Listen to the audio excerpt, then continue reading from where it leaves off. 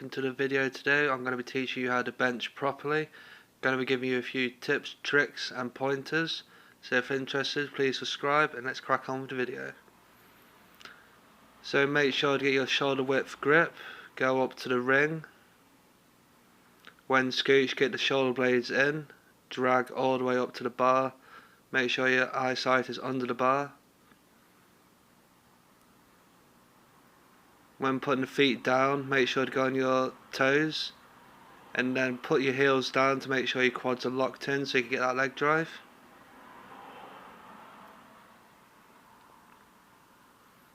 Never bash off the power rack, always make sure to drag the bar forward if there's a bit of a gap. Dip the shoulder blades back in. Take a breath, get less range of motion.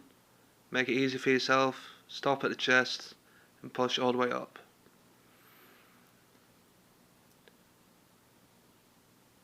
And that's it for today, guys and girls. Thanks for watching. Please subscribe, give me a thumbs up if you like the video, and I'll see you in the next one.